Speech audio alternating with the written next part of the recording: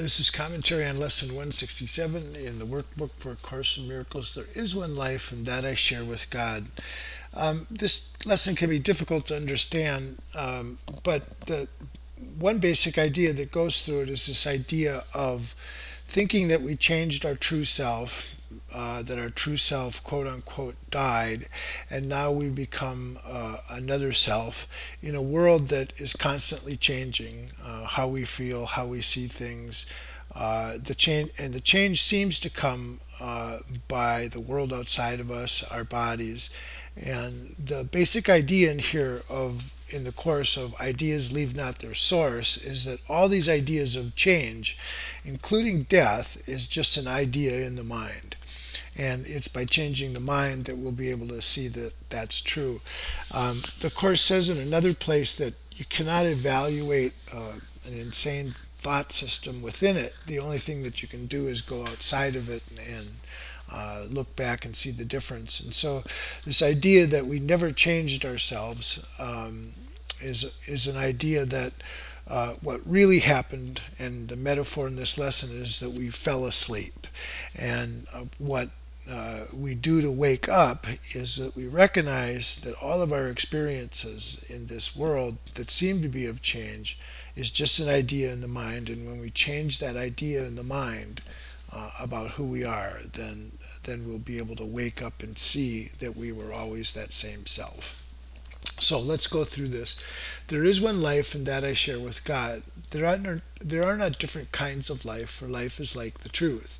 It does not have degrees. It is the one condition in which all that God created share. Like all his thoughts, it has no opposite. There is no death because what God creates shares his life. There is no death because the opposite to God does not exist. There is no death because the Father and the Son are one. In this world there appears to be a state that is life's opposite, and you call it death. Yet we've learned that the idea of death takes many forms. It is the one idea which underlies all feelings that are not supremely happy. It is the alarm to which you give response to any kind that is not perfect joy. All sorrow, loss, anxiety, suffering, and pain, even a little sigh of weariness, a slight discomfort, or the merest frown acknowledges death, and thus deny you live. And so that's a pretty radical statement, that it's saying that unless we're in perfect peace or in perfect joy, then the whole idea of the death of our true selves, and including then the death of our ego selves here, that's the root of the idea. But since it's an idea of death, we can change it and then experience life as it is. And we'll know that we're in the real life because we'll be in peace and joy. So it just goes back to this basic idea of just changing the mind, not trying to change something outside of it. And it's only when we do that we'll be able to see the truth of it, because change really does seem to come from the outside, the conditions that are there. And so that's when we just have to make the effort to change our minds, and then we'll see the truth of that.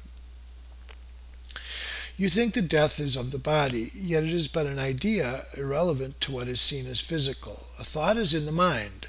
It can then be applied as mind directs, but its origin is where it must be changed if change occurs.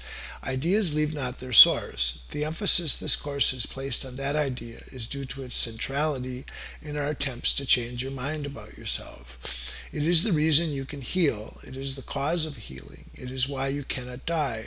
Its truth established you as one with God. So it just goes back to the idea that what's really going on is the thoughts in the mind. And that's where we can change what seems to be going on, is by changing the thoughts in the mind. Death is a thought that you are separate from your Creator.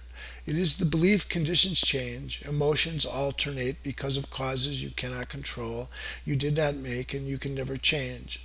It is the fixed belief ideas leave their source and take on qualities the source does not contain, becoming different from their origin, apart from it in kind as well as distance, time, and form.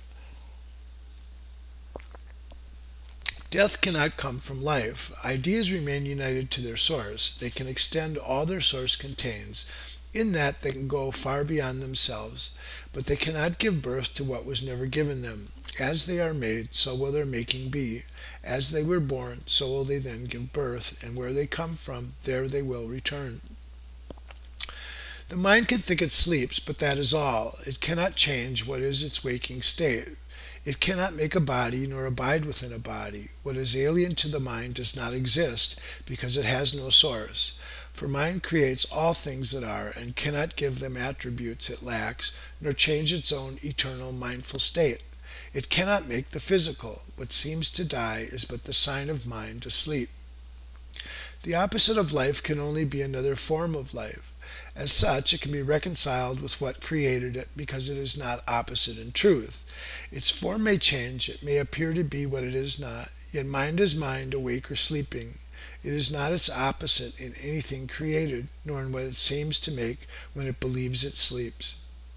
God creates only mind awake. He does not sleep, and his creations cannot share what he gives not, nor make conditions which he does not share with them. The thought of death is not the opposite to thoughts of life. Forever unopposed by opposites of any kind, the thoughts of God remain forever changeless, with the power to extend forever changelessly, but yet within themselves, for they are everywhere. What seems to be the opposite of life is merely sleeping. When the mind elects to be what it is not, and to assume an alien power which it does not have, a foreign state it cannot enter, or a false condition not within its source, it merely seems to go to sleep a while. It dreams of time, an interval in which what seems to happen never has occurred. The changes wrought are substanceless, and all events are nowhere. When the mind awakes, it but continues as it always was. Let us today be children of the truth, and not deny our holy heritage. Our life is not as we imagine it. Who changes life because he shuts his eyes, or makes himself what he is not because he sleeps, and sees and dreams an opposite to what he is. We will not ask for death in any form today, nor will we let imagined opposites to life abide even an instant where the thought of life eternal has been set by God himself.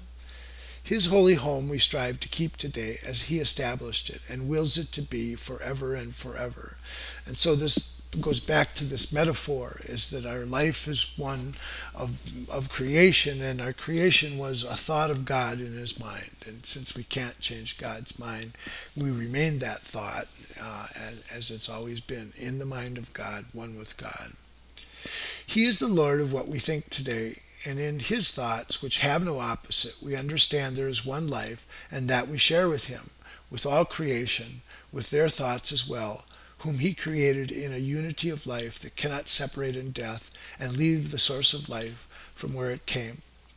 We share one life because we have one source, a source from which perfection comes to us, remaining always in the holy minds which we created perfect.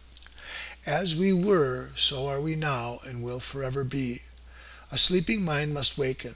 As it sees its own perfection mirroring the Lord of life so perfectly, it fades into what is reflected there. And now it is no more a mere reflection. It becomes the thing reflected, and the light which makes reflection possible. No vision is needed now, for the awakened mind is one that knows its source, itself, and its holiness. Okay, that's it for today. Thank you.